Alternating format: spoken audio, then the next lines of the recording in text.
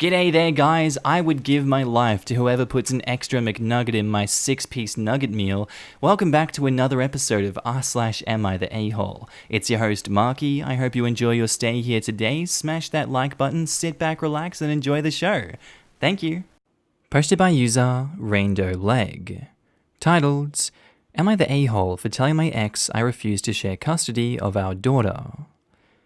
So my ex and I have an incredibly long history. We met when I was 18 and he was 19. He was my first love and we dated for about a year. But after the breakup, we continued an off and on again friends with benefits relationship until I turned 23, which was also the same time I found out I was pregnant. He was going to school to be a doctor and he was in his second year of getting his doctorates when I found out. He was also studying in another state that was on the other side of the country. I got pregnant during one of his visits back home. When I found out I was pregnant, I told him immediately. He was very, very angry and asked what I was going to do about it. I told him I'd be keeping it, and he told me he wanted no part of the child's life because it was going to ruin everything for him. I told him that wasn't an option. I myself grew up with my birth father jumping in and out of the picture, and it's a big stem of my mental illnesses now. These are all things that he knew. After begging him to be in the baby's life throughout almost my entire pregnancy, one day he and his parents called me and offered me a deal.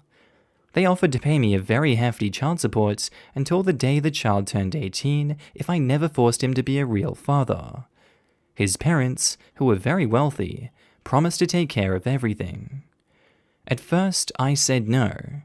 I refused and called them all a-holes, and told them my baby was going to have a dad, but after talking to many of my friends and father, they thought it best I take the offer. They told me there was no use in forcing him to be a crappy dad to my baby. I finally agreed about 8 months into my pregnancy. I took sole custody, of course. It's been 7 years and I had a beautiful baby girl that I love more than anything on earth. Every single month I get a check and not once has it ever been late. I haven't seen or talked to my ex since the day he handed me the first check. Until about a week ago.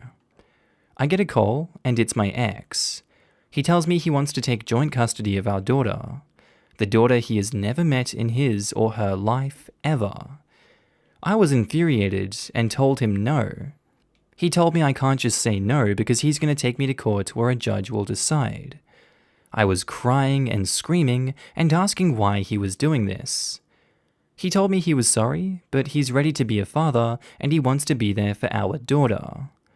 When I told him I was going to fight him with every fiber of my being to make sure he got nothing, he told me I was being ridiculous and I need to grow up.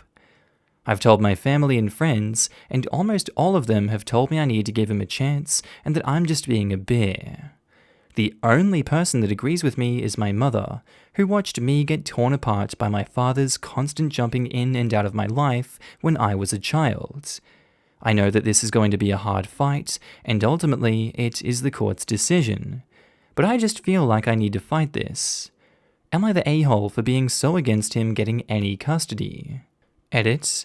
For all the people that are confused about age, we met in late teens, got pregnant when I was 23 and he was 24. I'm 30 now and he is 31. I'm gonna go with not the a-hole. He's studying to be a doctor, and part of that is, intentionally not doing harm to anyone.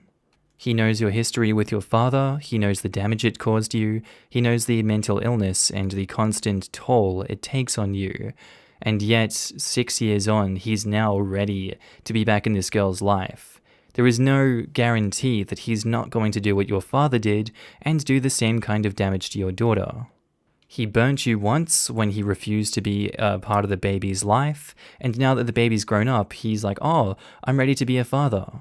In my opinion, he's absolutely not ready to be a father. He threw that away ages ago. But obviously, it's up to the courts how they want to go about this one. I don't think you're an a-hole for fighting this. I honestly feel like he had his chance and he blew it. 6 years old is formative years for a child. You don't want to be disrupting them early on, like you got disrupted. He had enough wealth and backing by his parents at 24 to move and be a part of this child's life and still do what he wanted to be doing. But he was greedy then, and this is the price he pays: a lengthy court battle. I don't think you're the a-hole, and you wouldn't be the a-hole for continuing. Edit 2. For all the people that are saying I'm the a-hole for not getting an abortion, thanks. But I remember asking if I was an ass for telling my ex I'll fight him over custody. Please stop telling me I should have aborted my 7-year-old daughter. It's very much too late, and I never asked for your opinion on that matter. Not the a-hole. I'm not a lawyer, but I doubt he has much chance of getting custody when he's never even met his 7-year-olds. I do find it strange that you insisted for 8 months that your baby was going to have a dad, even though he clearly didn't want the child, and that you were willing to take the money from his parents instead of asking for child support from the father. If the family is rich and providing for their son, it sounds for me like child support with extra steps. Maybe she was afraid of raising a child by her own. Maybe she didn't want her child to have no relationship with the father. Whatever her reasons were, you may find it strange, but I think her behavior was due to a difficult situation that tore her from pro to contra. Or maybe I'm wrong. Also, not the a-hole for OP. If she would have asked for child support, that would have meant that she accepted joint custody in the first place and took him to court for child support. This way she's better off. She has sole custody and proof that the father's family pays her monthly to avoid bothering their child, the father, with such duties. There's no way a judge will rule against her unless the father's family pays the judge off. OP says, they offered me the money, I think 3 or 4 months into my pregnancy. I said no at first because I thought he'd come around.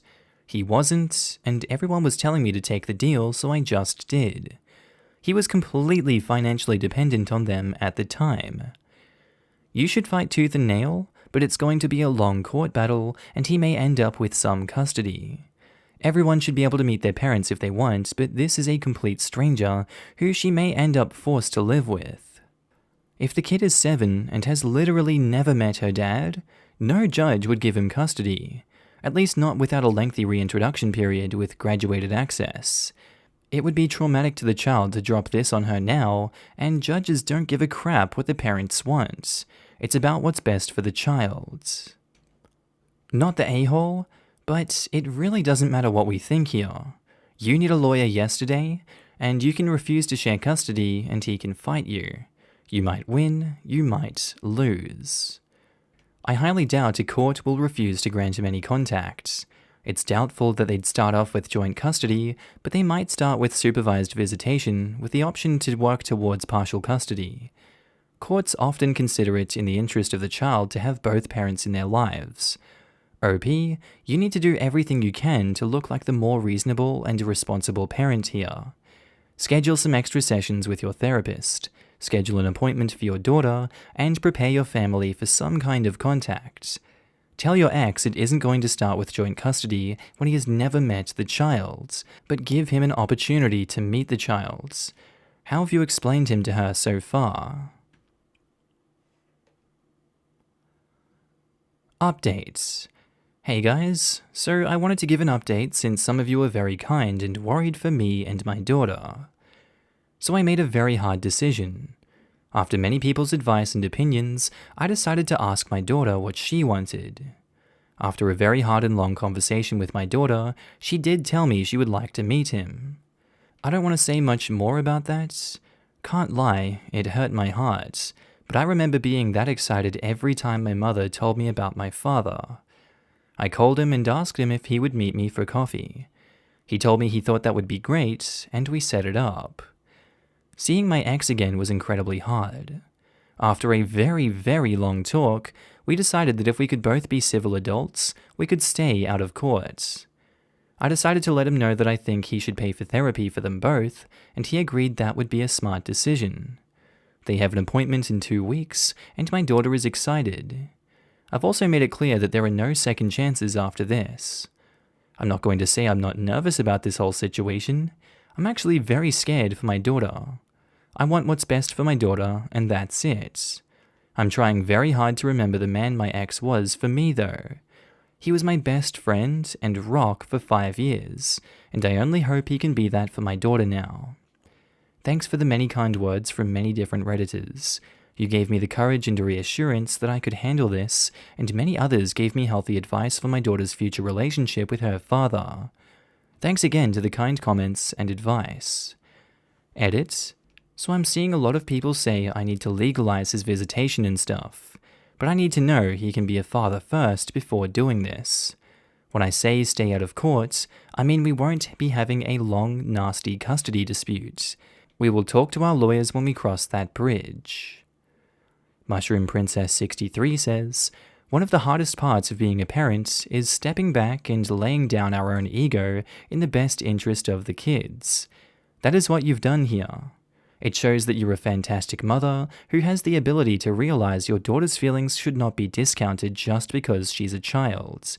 Good job. Your daughter has a strong future with you on her side. Incredibly difficult decision, OP.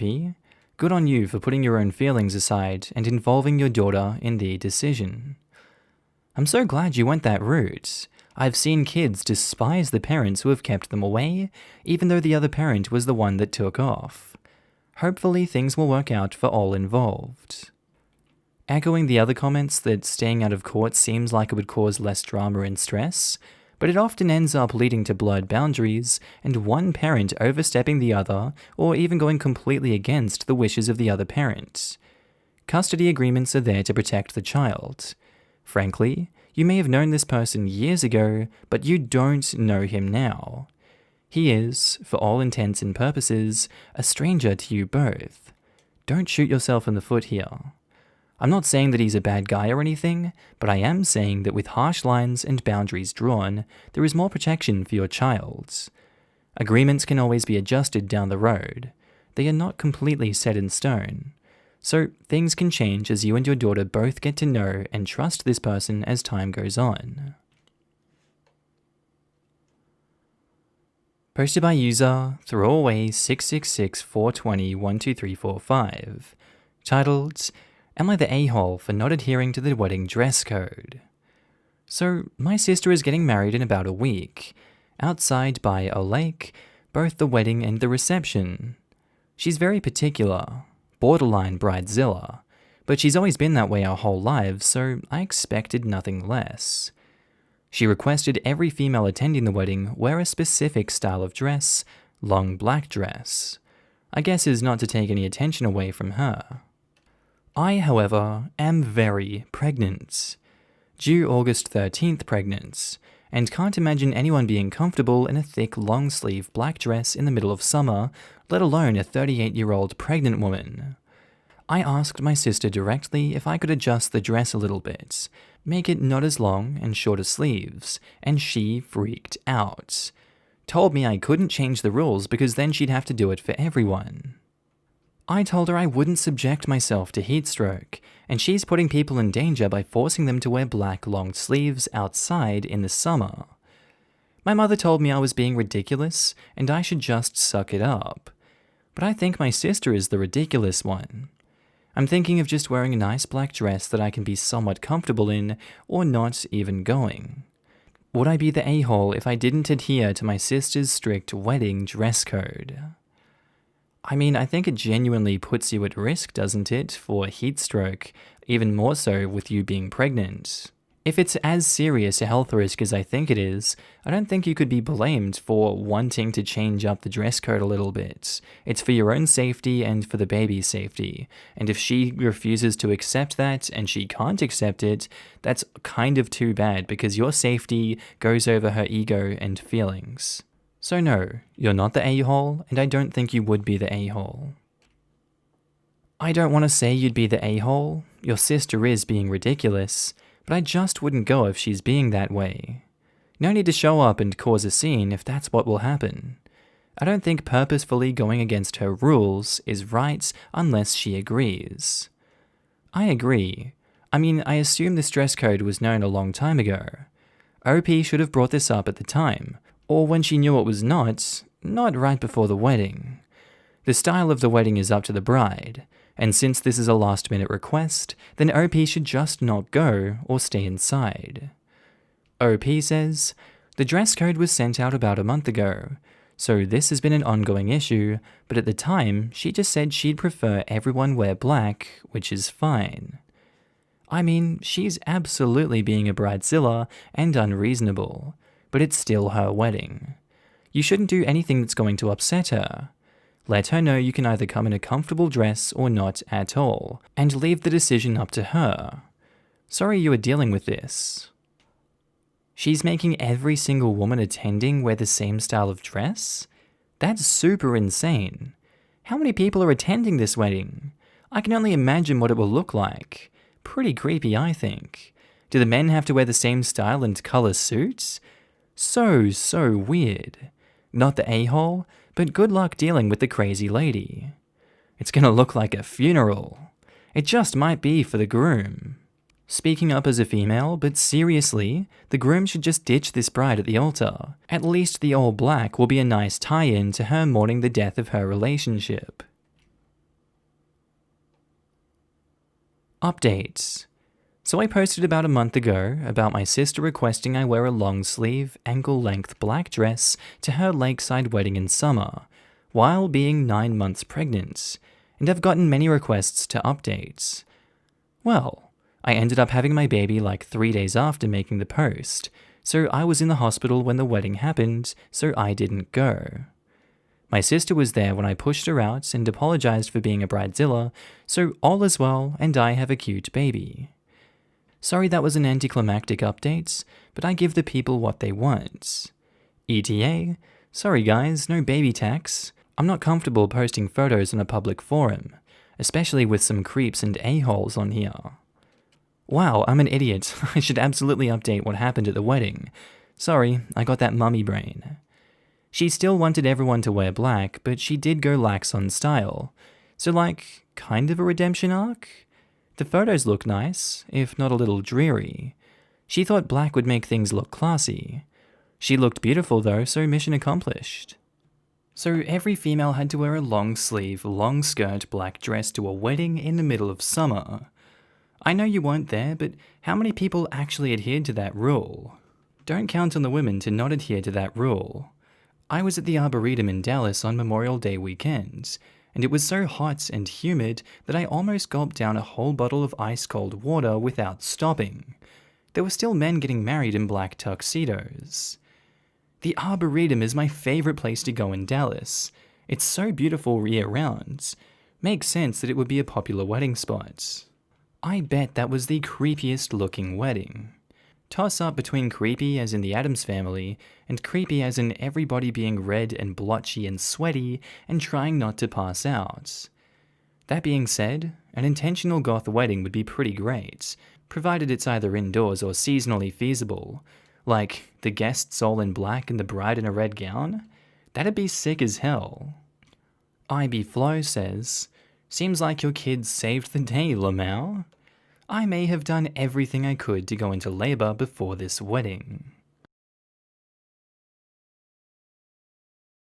By user TurfGazum, titled, "Am I the a-hole for being upset that my son didn't tell me he is gay?" So I have a 19-year-old son, Jack. I had him very young. Me and his mum married at 20.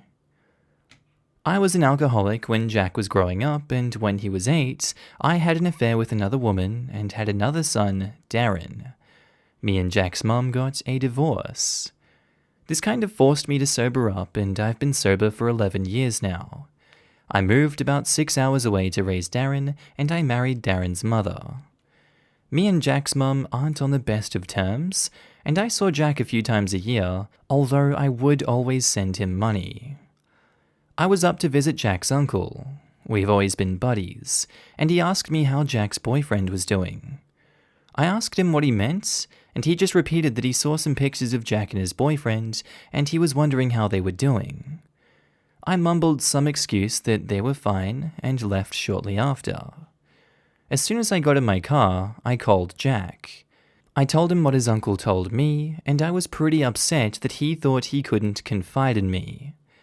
Jack started to cry and basically started ranting about how I abandoned him and his mum when he was young, and how I've always preferred Darren to him, and that's why he didn't tell me because he feels like he doesn't matter to me. I tried to explain myself and said that I understand that I've been a crappy father sometimes, but I love him and I don't care that he's gay. He told me that he didn't know if he was ever going to tell me because I'm an a-hole, and I have no right to get upset about not knowing something about him after I abandoned him so long ago. He then hung up on me. I haven't told my wife or Darren what's happened, and I don't want to until I've worked through all this and gained some perspectives on what's happened. So, am I the a-hole for getting upset? I think you are the a-hole for getting upset at your son. Coming out was his decision, and everyone works through these things differently, and it was his decision whether or not he told you and confided in you that he was gay. Obviously, he doesn't trust you or have confidence in you because you did in fact abandon him by moving 6 hours away. Judging by his reactions and your story that you've told us, you really haven't done enough to gain his trust or, give him the feeling that he hasn't been abandoned. There is just a lot going on under the surface here, and I can't blame him for the way he's feeling. So you are definitely the a-hole in this situation. You're the a-hole. You were a drunk when you were around him, then you left his mother and married the woman you had an affair with. Also just moved 6 hours away from him to raise your other child and be with a woman who he probably views as the reason you did all this. You also said you didn't see him much, but sent him money. Money could never replace a real father. Don't think I need to say any more here. Yeah, definitely Major, you're the a-hole here. How can he even expect his son to feel comfortable telling him something like that to him when he doesn't even have a relationship with him? Because OP is obviously selfish as hell. He's mad because he sees himself as entitled to that information instead of realizing that he hasn't earned his son's trust. I don't disagree in the slightest, aside from one detail. I didn't get the impression of being mad from this post. Maybe shame or dejection, which are well deserved, but not anger. But maybe that's just me not seeing it. Yeah, he never said anything bad about the son or even really defending his behavior, so I have to go with no a-holes here. The son is totally justified, as is OP, in being upset. So what now? Keep working on it. Be a better father starting today, and know the son doesn't owe you forgiveness. You're the a-hole. You are not entitled to that kind of personal information, especially from someone you barely raised. I agree. What he did was screwed up. How can you move so far away from your child just to raise another one? You should be ashamed of yourself. Don't forget the part where he quit drinking for the new kid too. He sent money and saw him once in a while. Clearly the kid should have personally drove 6 hours to his home to come out to him and his new family.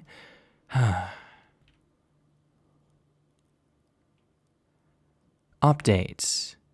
I have been doing a lot of reflection on my actions over the past month since my post, including taking into account all of the advice I was getting from my last post. I have decided to get therapy, which I probably should have done a long time ago, I acknowledge, and work on my issues so I can start to be the father to Jack that he deserves but never had. I reached out to him a few days ago to express this to him, and he said that while he appreciates that I'm trying, it's going to take him a long time to get over all the bullcrap that I put him through, but that he is willing to try. He is honestly such an amazing kid, and even though his mum and I don't get along at all, I will say that she did good in raising him. We have a plan to talk every other day on the phone, along with some in-person visits, and if he feels up to it, I would like to invite him and his boyfriend out for dinner sometime. I know I have a lot of work to do, but I'm trying to be a better man. That includes staying sober. Maybe even my 2 sons could be friends one day. I just wanted to update and say thanks. Well done, OP. I hope that you can rebuild your relationship. Me too. My dad wasn't around for my childhood. He was into drugs and went to jail just before I turned 5. He got out and turned his life around when I was 11, came back into my life. All this so I can say, you are doing the right thing. Your kid needs a dad, and yeah, it might be a bit rocky at first, but honestly, the best thing you can do for him is to show him that you are changing and you want to be a part of his life. It'll take a while and there might be a few setbacks, but you are human, so keep trying. Even at his age, he will appreciate being shown that his father loves him. From a 23 female with a crappy alcoholic dad who is now sober, remarried, and well off, I can tell you, thank you, for being understanding that he needs time. I cannot have an adult relationship with my father as he sees he did nothing wrong by moving on with his life and new family. Your son's feelings and abandonments are real and strong. They hurt and cut him every time he hears your name or thinks of you. You will never understand the pain of being alone and feeling like the one person who is supposed to have your back is never around and doesn't care to be. But I do believe with your efforts, it can be worked through. He needs time, love, and constant reassurance that you are there for him now and in the way he needs, not the way you think you should be. What could your dad do now to repair your relationship? Just engaging with you in conversation? Or is it beyond repair? Just curious. To be honest, at this point in life, I feel that our relationship is irreparable. I have consistently over the last 5 years reached out for help and not been given the help I expected or needed at the time, just help that he thought would be helpful. My father is one of those people that doesn't like to give handouts. He believes anything he gives me I will never appreciate if I don't struggle and figure it out myself. Mind you, I grew up very poor with just my mum, so it's not like this is coming from a place of privilege or unappreciation. I'm sorry your dad just gives you struggle. My dad is an alcoholic. He never got clean, and our relationship is so strained and awkward. It's like when we interact, it's out of obligation. I never argue with him because it's honestly not worth it anyway. Posted by user Blazed Toucan. Titled, Am I the a-hole for kicking my brother out of my house because he was smoking weed? So I was an addict from the ages 17 to 19, and would have really bad episodes if I didn't get my fix. Once I turned 20 though, I was determined to turn my life around and went to rehab. My parents and siblings helped me through that, and I'm forever grateful to them for that. I am now 26 and 6 years clean. Haven't touched drugs or alcohol since I was 19 and plan on never doing so again. My brother is 23 and asked if he could stay at my place for a bit because his roommate moved in with his girl, and he said that he couldn't afford his apartment. I gladly say yes and let him live free, a way for me to thank him for being there for me when I was going through my addiction. I thought I was more than fair by the rules I had of no drugs or alcohol in the house whatsoever. If he wants to drink or smoke, do it at a friend's house and keep the living room and kitchen clean. Not super clean, but not a complete pigsty either. The first month or so was perfect, and we got along great for the first time he was here. The real problem started about month 2. Incident 1. He brought booze into my house and was drinking. He said he was sorry, and I forgave him because he never offered me any and convinced me that I was being too strict, so we agreed that he can drink as long as it's always in his room and never where I can see it. Incident 2. I was away on a business trip for a couple of days, and he throws a huge party at my house, like club-style parties, and the house is trashed. When I get back, the house is clean, but it reeks of pot, cigarettes, and alcohol. At this point, I'm pretty pissed and tell him he's on thin ice. Incident 3. This is the one that did it for me. I come home late at night, and there he is right on the living room couch, a bong in hand and smoking right in my living room. I'll admit I acted out of anger, but I gave him 3 chances. I grabbed the bong out of his hand and told him to get the F out of my house. Then he gets all angry and tells me I'm being overdramatic and I'm too strict. I feel super disrespected at this point and slam the bong right down on the floor. It shatters into pieces, and I tell him to pack his crap and get the F out. Late that night, I get a text from my sister asking why I kicked our brother out, and I tell her the full story.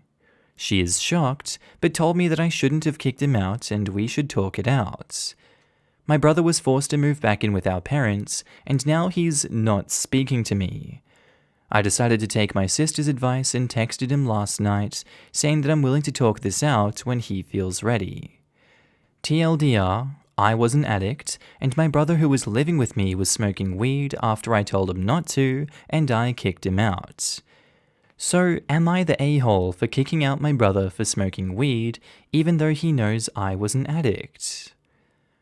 I feel like to someone that does drugs, they should know what the addiction feels like and how easily it pulls on you. So he, compared to the layman, should know more than ever how strong that addiction can be. And if he refuses to live by your rules and breaks it 3 times, in, egregious ways, that second one should have been him kicked out and never given a chance again. Wow. Just wow. I feel like you're kind of playing yourself here, OP. I feel like you shouldn't have given him that chance, and I don't know if you should reconcile with him. He doesn't seem genuinely sorry for any of the actions he's taken, and to me he kind of seems like a waste of space and time. You're not the a-hole for this situation. I think it was valid that you kicked him out. You set the rules and he broke them. Screw him. Not the a-hole? What the actual F is wrong with him? He knows your history, and he knows what this has to be doing to you. Putting those temptations in your path when you are going out of your way to do him a favor is a hugely a-hole-ish move. This isn't even about your rules, which you also aren't an a-hole about. This is about the type of person who does this to someone on the path of recovery. I don't even think it crossed his mind that I was an addict when he did all this crap. He's never been one to think before he does anything. Not the a-hole. If he could disrespect someone who was down to help him out, that's on him. Enjoy him not speaking to you. It sounds like he's doing you a favor. Edit to add, this might sound cold, but honestly he might have a problem if he can't abide by those simple rules. Above all else, you deserve to consider your health and sobriety first. Take care of yourself. It's sad though. I really do love that idiot, and I know me breaking his bong was uncalled for, but how many warnings do I need to give out before he listens? Not the a-hole. Your boundaries for your recovery need to be respected, especially in your own house. We live in California. Weed is legal here. He just has no self-control, and sadly, no one else in my family wants to teach him that disrespecting house rules will get you nowhere. If it's legal, then he should have no issue finding an appropriate place to go to. Personally, I found the longer you are sober, the more people seem to think you are cured. My family is definitely this way at times. I'm sorry that he's not as supportive as you need him to be. Sending lots of love. Update. I cannot believe it's been a month since I posted that. Me and my brother talked like a week after I posted that and had a heart-to-heart. I basically told him I love him, but I can't have him risk my health, so I said he couldn't stay with me anymore. I also said I want a formal apology if we are going to be good. He told me he isn't going to apologize, and so that was the end of the conversation. About last week, he called me and he wanted to talk again, which I agreed to. We had a real heart-to-heart after like 2 weeks of no contact, and he apologized for compromising my health, and I apologized for breaking his bong. He isn't allowed in my house, but we made up and are on good terms again. Edit, I left out the fact that I paid for his bong that I broke. Edit 2, I am a guy also, not a girl. It's good you two are on speaking terms again. Yeah. It was rocky there for a little bit, but then again, I didn't hate him for what he did, so it was more if he would forgive me. Well, I'm glad that he did. Him forgive you? He's an utter selfish a-hole if he can't see that it was his behavior that was out of line. Even if you were never an addict, you were doing him a favor by letting him stay there, and if you had a no smoking and drinking rule, he should have respected it or moved somewhere that he could indulge in those pastimes. I bet 100% your parents wouldn't put up with him lounging on their couch while using his bong. Alright man, I smoke weed every single day, and even I know this guy was completely out of line. Weed can be a good thing, but it can also be a destructive force to someone who has struggled with addiction. Sort of like someone who struggled with opioid addiction not wanting Vicodin in their home. Even though it can be helpful to some, it's toxic to others. She was completely justified in all of this. Titled, Am I the a-hole for shutting down black names because I think it'll make life harder on my kids? So my husband and I are having a baby. I'm mixed race, half black and half white. My husband is black. We don't know the gender yet, but my husband prefers names that most people would call black names for boys. Names like Trayvon, Devontae, Markee, etc. I grew up with a name that is tied to black culture and hated it for most of my life. I go by a shortened form of my name professionally, i.e. D for Denasia, because I've seen how people react to my government name. I am sure I have been passed up for jobs because of how people perceive my name. My husband has a name more commonly used for white boys, i.e. Jake. He wants a strong black name for our son because he never had that, and believes that giving him a white name to avoid racism isn't helping anyone. I don't disagree, but don't want to use our son as a test dummy to change that. This has become a battle. I know that we both need to agree on a baby name, but am I the a-hole for writing off all black names? This is a tough one because there's going to be a lot of different opinions on this matter, and I don't think that people that disagree with you here are particularly wrong, and neither are people that agree with you. I'm personally on the side of not the a-hole because that's what you're putting into this relationship, but your husband also is putting his side of the relationship, where he wants a strong black name for your son. If you two are communicating properly and you completely shut him down and ignore his wants and needs for this child, then you would be an a-hole in that situation. But as it stands currently, I'm going to go with not the a-hole. No a-holes here. You both have perfectly valid points. Why not give him one as a first name and one as a middle name? That way they'll both be his legal names and he can make his own choice when he's old enough to understand. I think this is fair. I am white, but have always gone by my middle name. Most people just assume it's my first name, and other than one catty teacher who only used our official first name, I never had any issues personally or professionally using my middle name. While I completely understand OP's view, having a white name doesn't completely get rid of the weird reactions. My kids are biracial/black and have white first names. So white that both names make the Freakonomics top 20 whitest names list. My son said that people sometimes do double takes, and he hopes that if he dates a white girl in college, that she'll tell her parents beforehand he's black to avoid an awkward meeting of the parents. If they only hear his name, then they'll most likely assume he's white. That didn't stop him from being pulled over and made to empty his backpack for biking in our neighborhood. I see the husband's argument too. Telling black people that they have to be more white isn't fair. Speaking of Freakonomics, the resume experiment did show that black-sounding names got less callbacks than white-sounding names. But if someone is going to throw out Deshaun's resume, I don't know if they would hire a black David that comes through the doors for an interview either. And if someone doesn't want to hire Deshaun, then that's probably not the ideal work environment for a person of color anyway. Giving both options allows the kids to decide. Both of my kids like their names, but I do wish we gave them this option. No a-holes here. Both have valid points. Maybe suggest a name that has a strong association with proud, powerful, and inspirational black figures, but that isn't, for lack of a better term, definitionally black. like maybe Nelson or Martin or Malcolm or Desmond or some such. And OP says, I love Malcolm and Desmond. Thanks. Not the a-hole. I saw a comedian once whose name was Tyrone, and he said his name was Gaelic and it meant we're not hiring. Updates. I posted a month ago about a dilemma that my husband and I were having with our baby's name. We had already decided on a girl's name because it honors his mother, but we are stuck on a boy's name.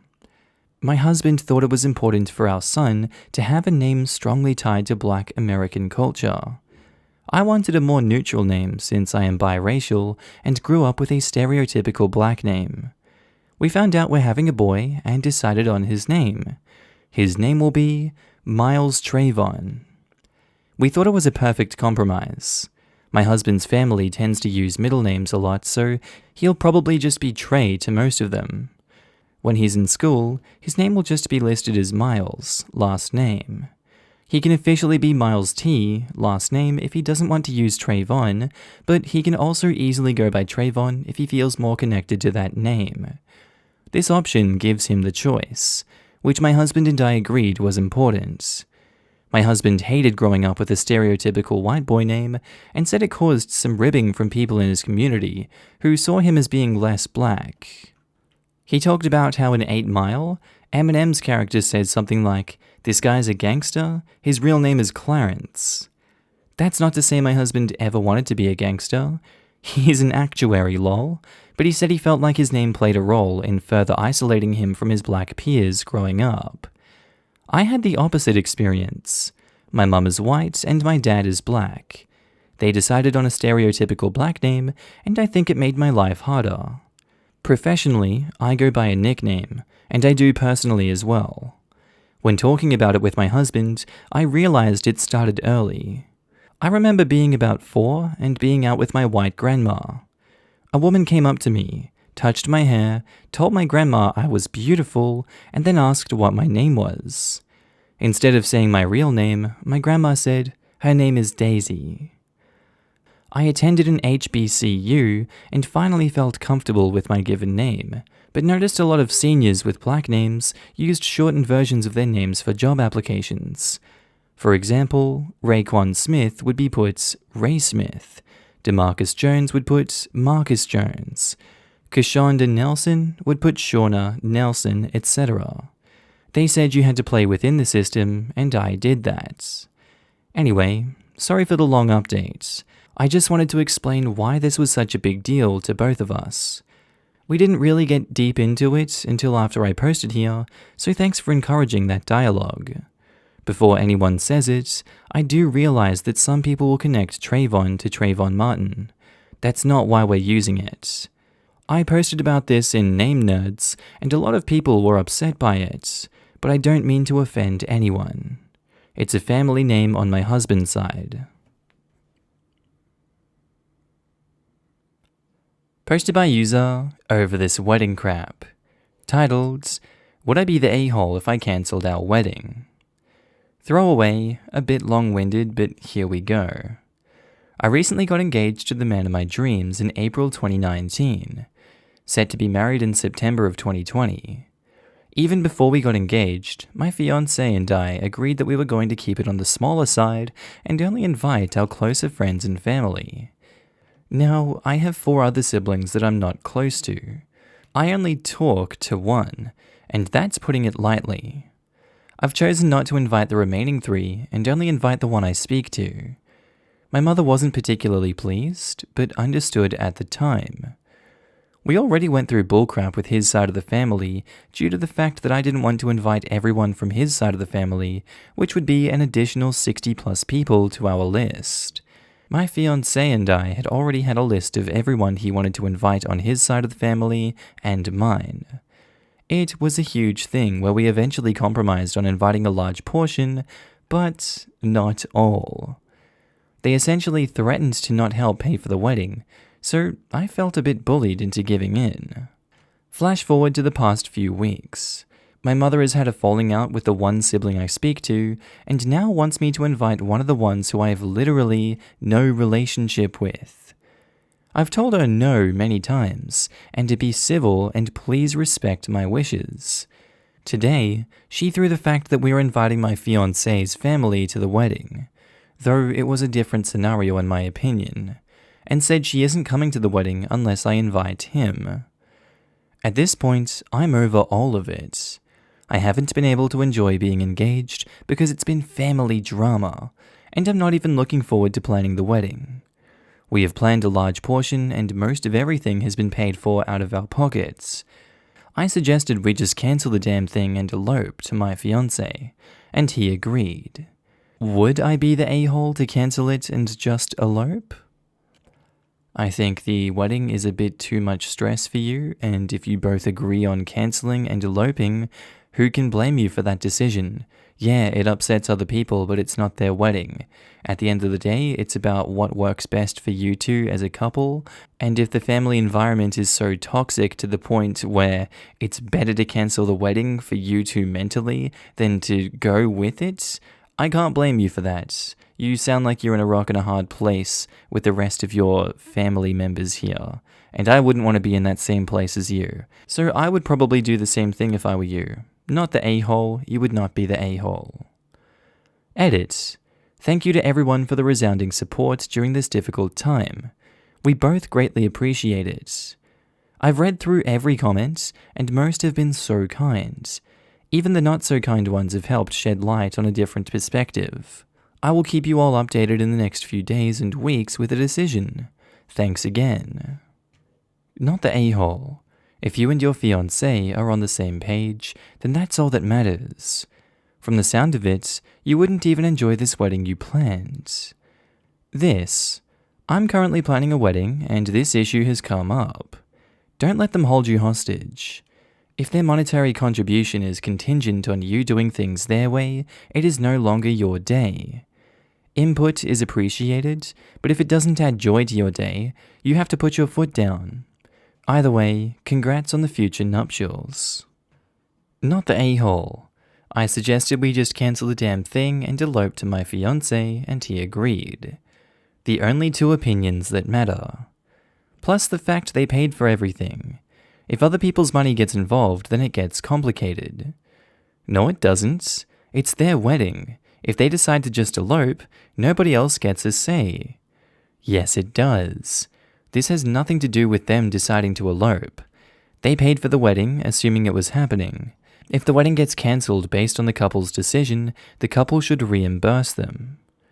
There was an agreement, and now the funders are altering the deal, so let the bride and groom alter it again.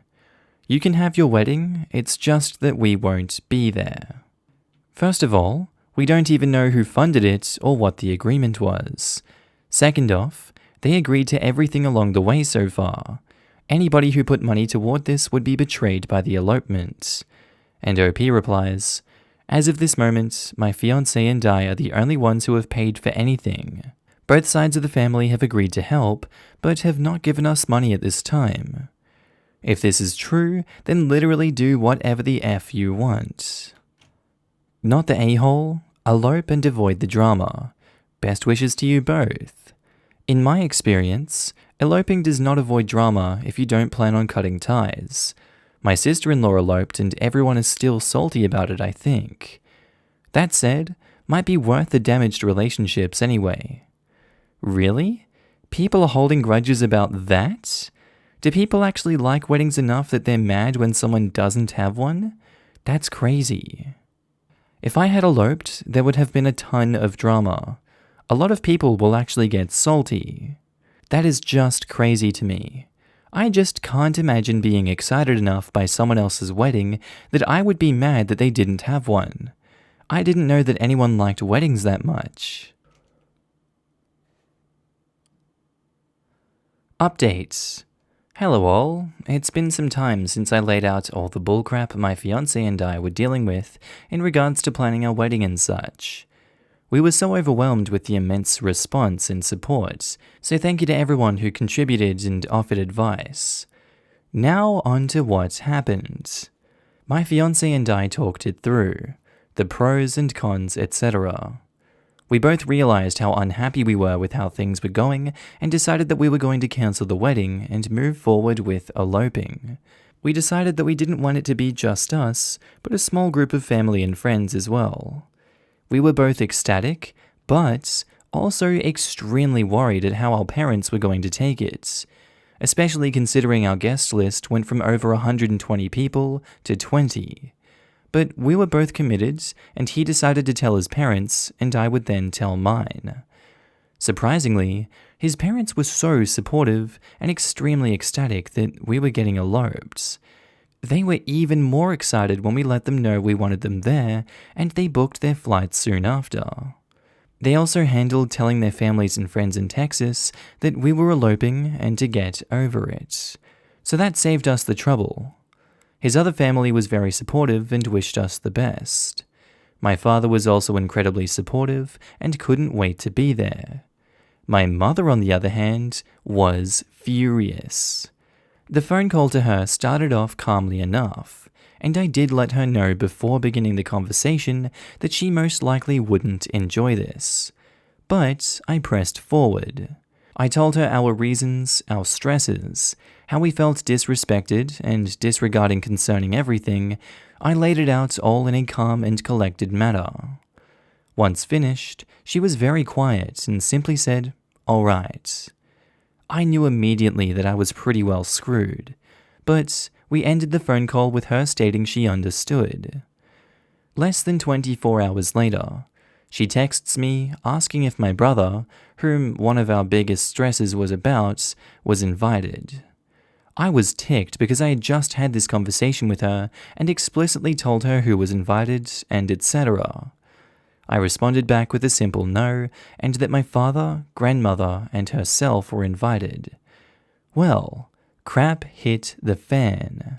She sent me a wall of texts, calling me all sorts of names, throwing my fiancé's family in my face and how we took their side, how I never truly gave a crap about her feelings, all the good stuff. I remained calm, and before sending each response, consulted my fiancé as to not sound like a total tramp. Long story short, she said unless my brother is invited, she won't be coming. So, I told her not to come. I was over it and stopped responding to her texts. For days, she texted me, saying all the same as before, and kept asking if my brother was invited. I responded once and told her that until she apologized, she won't, that I wouldn't be seeing or speaking to her about anything regarding the wedding. I offered an open seat to our wedding. Whether she shows or not is completely up to her. My fiancé and I have already booked a small venue for our elopement and are more excited planning this than our previous wedding, and are looking forward to our future. Edits. Since everyone here has become a dictionary for the word elopement, take it however you like. Small wedding / elopement, I don't care. I'm marrying the love of my life in the way that I want to, so I won either way. Stark Hand says, have a plan for when she shows up with your brother, because she's going to. My fiancé and I are very worried about this, honestly. Luckily, he lives in Russia for a better part of the year, and just left recently to go back. My mum knows what it would mean if she brought him. She also has terrible sense of direction and needs my dad to get her to the venue, so she does have a babysitter of sorts. I understand that you don't have a relationship with your brother, but do you find him generally reasonable? If so, it might be worth reaching out to him and your other siblings who aren't invited and just explaining your reasoning for not inviting them. If you think they'll understand, it should mean that if your mother tries to pull a Swiftie, she won't have anyone to go along with. I have not spoken to my sister and one of my older brothers in many, many years. One of them is an alcoholic and a drug addict who is definitely not invited, though my mum first wanted him to come, and the other one is just a total a-hole, if I'm being honest. Especially to my mum. One of the many reasons I stopped speaking to my siblings in the first place was because of how they spoke and treated my mother in particular. Honestly, this relationship she has with this sibling currently will end and then start again in another vicious cycle. It has unfortunately been like that for years. Damn, sounds like my idea wouldn't work. I'm sorry you're in such a difficult situation and that it's of your mother's creation. It bothered me for a long time because everyone tells you that family is everything. Always choose them over anyone else, blah blah. But literally all of my siblings treated me like absolute crap growing up, and I can't even begin to tell you what they did or have said to my mum. It's horrific. I decided I didn't want those types of people in my life, family or not. Peace. Good on you. As the saying goes, don't set yourself on fire to keep others warm. You were doing the right thing prioritizing your own happiness over theirs. After all, the wedding is about you. Cheers. Congratulations on your marriage. I'm curious, particularly since I know barely anything about American weddings. Is it actually a thing to elope with a party of 20 guests? That just sounds like a lot of people to me. At what point is it not eloping anymore and a destination wedding with only close friends and family instead? I have a feeling that the two are the same thing, and this just comes down to semantics. Anyway, I hope you have a great stress-free time. OP says, it's weird, because a lot of venues offer elopement packages. This one offered an elopement ceremony. I could invite up to 40 if I wanted. But I get the venue for 2 hours. We say our vows, smack lips, and peace out. Feels elope-ish? I don't know. All I know is that I'm getting married. Why are you inviting your mother if she is a crap disturber and emotional abuser and calling you names? How do you know she won't just bring your bro? If she can't get on your level, she should be banned too. Despite how she has acted during my engagement, her and I have a phenomenal relationship. She just acts incredibly childish whenever anything doesn't go her way. Whenever she would pull that crap when I was younger, I called her out on it and told her to grow up and moved on. I want her at my wedding, and even though some of Reddit think she's a crazy tramp, she isn't. I'm the only child to be there for her when crap hits the fan, and I did tell her over a text that if she did decide to bring my brother, our relationship would be over. So if she wants to risk that, then fine. Posted by user Fun Organization Ma'am, titled, Am I the a-hole for setting up my ex-husband to look like a bad father? I'll keep this short. When my and ex's daughter Megan was turning 13, she wanted a tiered Harry Potter cake. She loves the movies. She was very specific in what she wanted. I told her as gently as I could that I didn't think we'd be able to afford that. And my ex took that opportunity to be the fun parent and said in a doting voice, "Oh baby, don't worry. Daddy will get you your cake." She was all smiles and ran off to get her bags. I told him if he was going to promise this, to order it early, 'cause bakeries require advanced order. He got all huffy and said he knew what the hell he was doing, and I should mind my business. I said anything involving our daughter is my business. He said he didn't need my help and I should just handle the birthday party and he would get the cake. I said okay, and then they left for the weekend. I know my ex. He puts off things that aren't about him. I knew he was going to forget to order. Usually I'd pester him so he wouldn't forget, but he said he didn't need my help, so I decided to not bring it up unless he did. But I did call a friend I have who started decorating cakes to order the cake from her. It cost a bit more than I'd have liked, but not as much as I'd been worried it would. Well, he never brought the cake up again. At least, not until the day before her birthday, where he called me frantic. He forgot to order the cake, and now none of the bakeries will take his order without tacking on a massive fee, because there is no way they can have the cake ready unless they focus their full staff on one cake. I was going to tell him not to worry. I ordered the cake for him. But then he says, "Why didn't you remind me?" I just snapped and said he needed to figure this out, and he better have a cake tomorrow. Then I hung up. He brought a cake. A plain white sheet cake with red trim, and one of those print-out sugar decals on the front of Harry Potter and his two friends, and a wax 11 candle. She was turning 13. He revealed the cake during her party, so everyone was sitting quiet, and Megan looked heartbroken and tried to be nice, but she asked what happened to the cake she wanted. X floundered, and I let him for a few seconds before laughing, "Ha ha, just kidding," and then I went and pulled the cake I ordered from the kitchen. Megan lit up, and everyone laughed, and it was just one huge joke, and the rest of the party went great.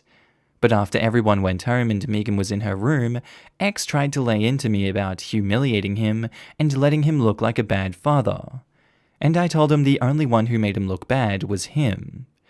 I think I was justified, but some mutual friends think I should have just told him I got the cake to keep things civil between us. Am I the a-hole? I'm gonna go with no. I mean, it does prove that he is a bad father for letting his daughter down. And really, you got the best of both worlds in this situation by embarrassing him and then playing it off as a joke. He knows not to repeat that again, and if he does repeat this mistake again, wow, it just proves that he's a terrible father. It's kind of crazy when you're terrible and you rely on others to remind you not to be someone that forgets constantly. Maybe I am the problem. Maybe I need to fix myself. Kind of crazy how that works, eh? Absolutely none of this is your fault, OP. You did everything right. You did better than expected in all honesty. Not the a-hole. Edit. I never told Megan, or even planned to tell her, not until she was older maybe, but she started acting very chilly to X for a long while after her birthday party, and when he asked her why, she admitted to almost walking into the kitchen when he and I were whisper arguing the night of her birthday.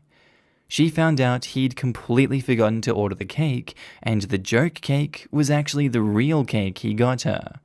So she was very cross with him for a long time afterwards. Edit 2. To everyone thinking I purposefully waited to have him reveal the joke cake before showing the cake I ordered, I didn't. I'd planned on pulling him aside before the party and letting him know I just went ahead and ordered a cake for him. Then we would take in the big cake and leave whatever he brought in the kitchen. But he showed up after all the guests had arrived, so I didn't have time to grab him before he sat the sheet cake box on the dining room table where everyone saw it. And I knew everyone would notice us taking his short pink box into the kitchen and coming back out with a taller white one. I thought on my toes. Not the a-hole. You actually saved him from looking like a bad father. Putting that in quotes because he doesn't look like one, he is one. By having the cake that she wanted ready and making it look like his crappy contribution was just a joke.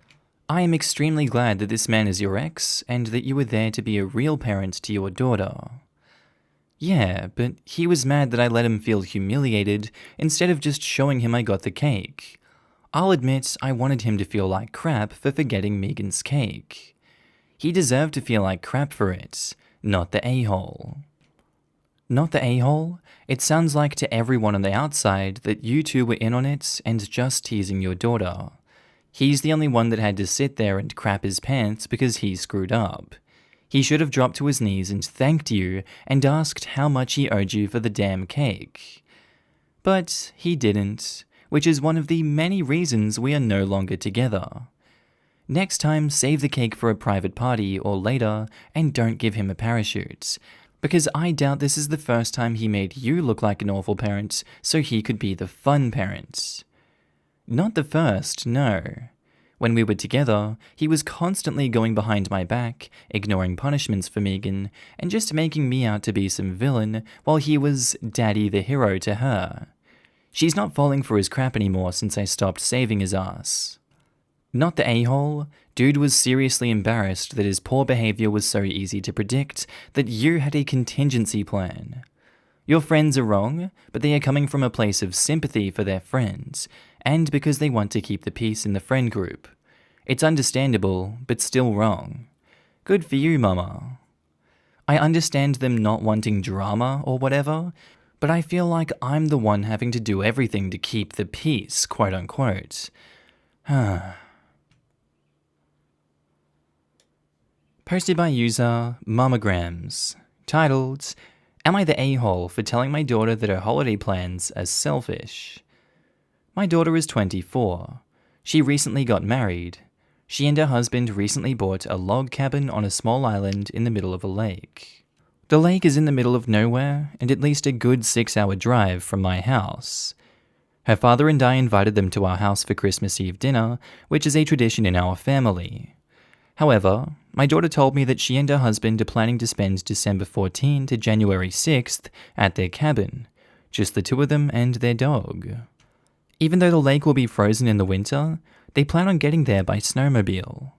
This is just her way of making sure that they won't have an excuse to entertain guests. I told her they can't just shut themselves out from the world during the holidays. I haven't seen them since the spring. It's breaking my heart that my own daughter would be so callous. My husband agreed and lectured her over the phone. Now my daughter isn't returning our texts. Am I the a-hole here? It's crazy when you try to control your adult married children and treat them like a child, saying, hey, you can't do this, I haven't seen you, you're being callous, and then you get your husband to dogpile on top of them that they're just going to block you and ignore you. Crazy how life works like that, hey? I kind of think you deserve this treatment if you will not have some introspective and see that, hey, maybe they want to be left alone this holiday season, and maybe that's their prerogative, and there's nothing wrong with that. Yes, it sucks not to see someone that you haven't seen since the spring, but if they want to spend their time together, and it's not been a problem in the past, well, I don't know, maybe you're making a problem out of nothing, OP. There's always time in the future to go see them, let them have their time together away from the world for a bit. You're the a-hole. I told her that they can't just shut themselves out from the world during the holidays. They're adults and can do whatever they want. Have you stopped to consider why they would rather be in a cabin in the middle of nowhere instead of at your Christmas Eve dinner? You're the a-hole. My mum never stopped to ask why I dodged her or family gatherings. That crap sucked. My mum and I stopped going to my aunt's for Thanksgiving a few years back. Mum and I usually spend Thanksgiving ourselves with our own meals. OP is 100% the a-hole here. She is 24 and married. She can do whatever the FK she wants with her holiday time. Your husband lectured her over the phone? Congratulations on driving away your daughter. Your job as parents was to raise your children with the tools to make informed, independent decisions as adults. Once they are adults, you don't tell them how to use those tools. You're the a-hole. You're the a-hole. Your daughter just got married and wants to spend some time with her husband. This isn't selfish. This is normal. It's kind of special this year, lol. We're fighting a pandemic. There are more than 100 cases every day where I'm at, and I'm respecting the quarantine. There is literally no safer place than an isolated, private-owned log cabin. You've clearly never seen dead snow. No, and I haven't heard of it either. What is it? Movie where Nazi zombies attack a snowy cabin in the woods? Then again, I might take them over OP's mum. You're the a-hole. What exactly gives you or your husband the right to lecture your adult daughter about how she spends her time? I think I know exactly why they don't want to spend the holidays with you. Your daughter is an adult now. She gets to choose how to spend her time and who to spend it with. They are newly married and want to spend it just the two of them. You don't need to like it. It's not your life. You don't get a choice. If you want any kind of relationship with your daughter, start by apologizing for overstepping and don't bring it up again. But given your daughter's reaction, I guess this is far from the first time you've acted this way. Posted by user Not Karen's Dad. Titled, Am I the a-hole for refusing to name our daughter Karen? So my wife and I recently found out we're having a daughter. We hadn't really talked about names before, but we both agreed that each of us will retain veto power. When we did start discussing names, both of us wanted to name her after our late mothers. Her mum's name was Karen, and my mum's name wasn't a meme. I told her the baby can take my mum's name as her first name and her mum's name as a middle name, or have an entirely different name, but I can't okay Karen as a first name in any case. She got offended because she just wants to honor her mother and thinks I have a problem with that. I just don't want to set our daughter up to be bullied throughout her life. I told her I'd be fine with whatever first name she picks, as long as it doesn't lead to the baby being picked on later in life. But she's pretty insistent on Karen. I know that we've covered this topic, specifically the name Karen, a few times before, but I think it's good to just repeat the message. I think that if you don't want to name your kid a particular name, and your partner does, they should respect your decision and move the goalposts to a name that both of you guys can agree on. There's no point trying to force a kid's name that your partner doesn't agree with and knows that your kid will get picked on in school and throughout the rest of their life for, when it's easy enough to not have resentment in the relationship and just choose another name. There's plenty of names out there. Yes, you want to honor your mother, but, the middle name suggestion can work as well. I would say that more communication is required in this relationship. As it stands right now, OP, not the a-hole. Edit.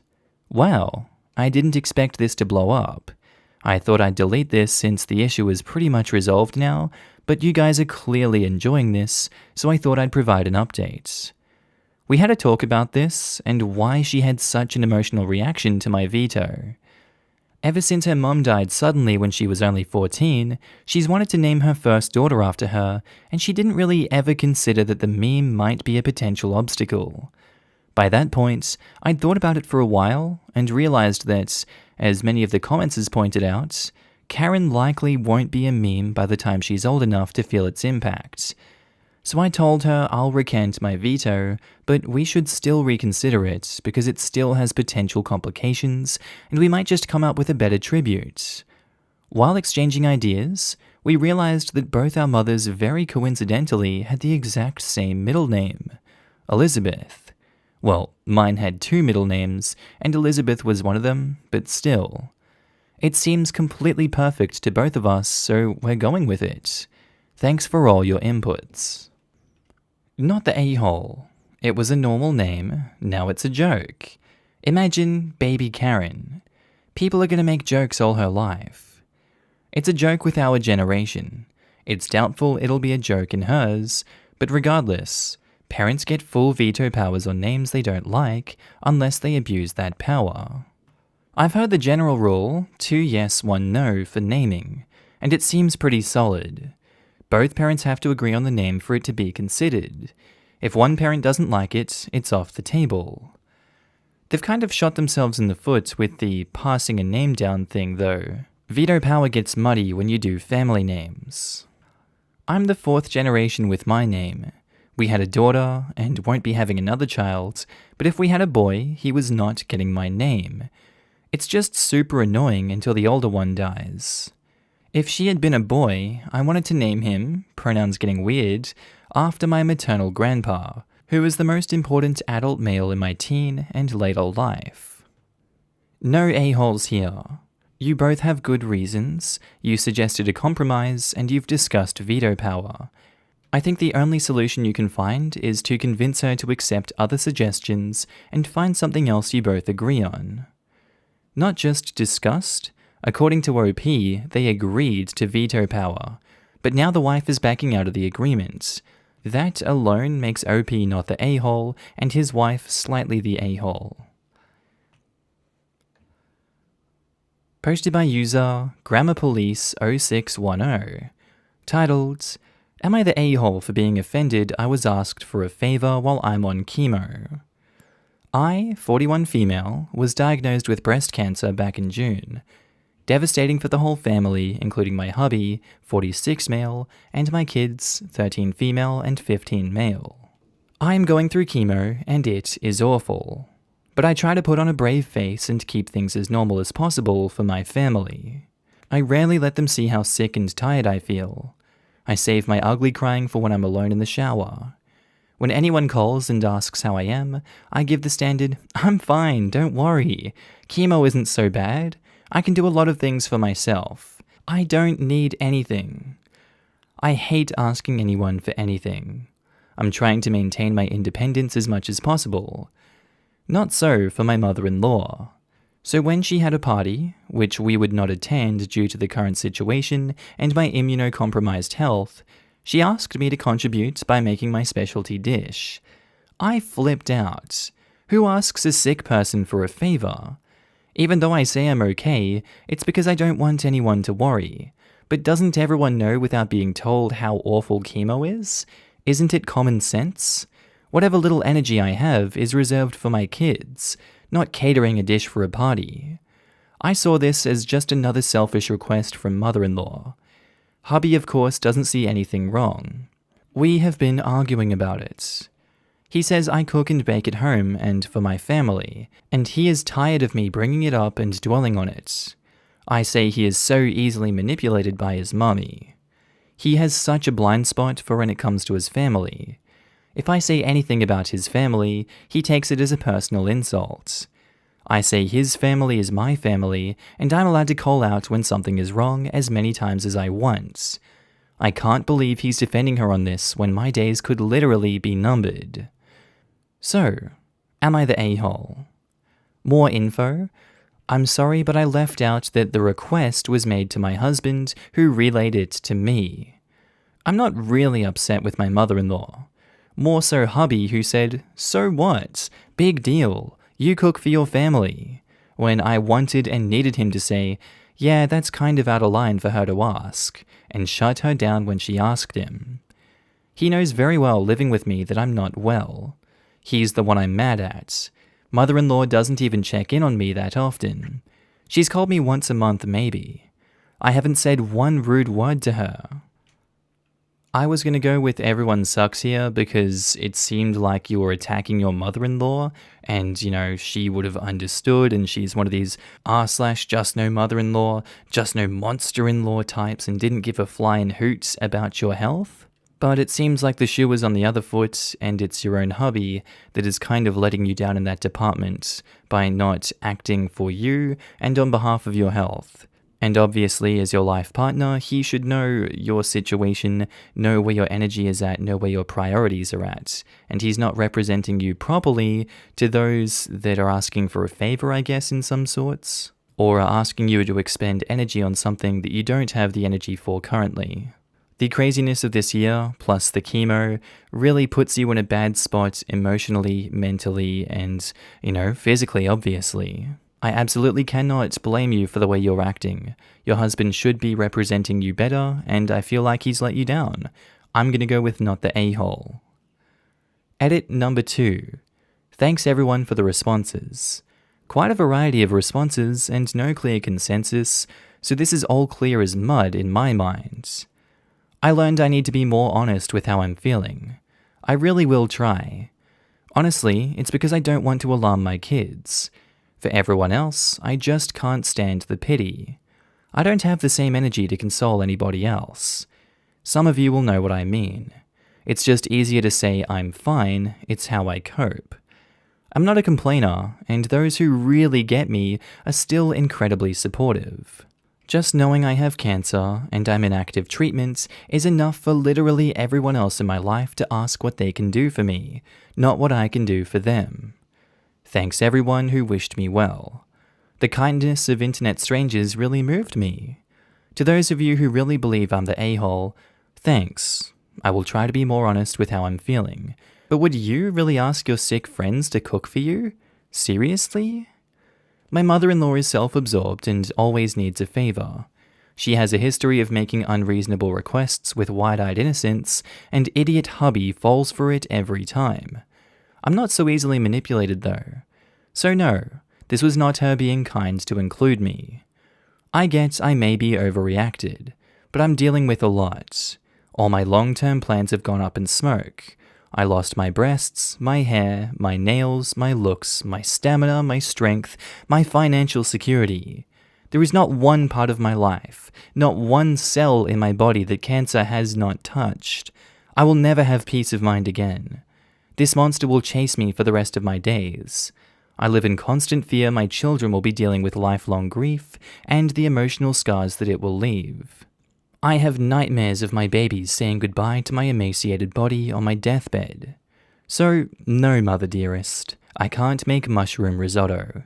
Idiot hubby has first-hand witnessed to my mental and physical struggles, and he has been incredibly supportive, except for with his mum. It's so weird he's super defensive of her. It's a total blind spot in his judgment. No a-holes here. If you're pretending everything is fine, then you can't be shocked when people take you at your word. And it sounds like bottling up everything you're going through has been very tough on you.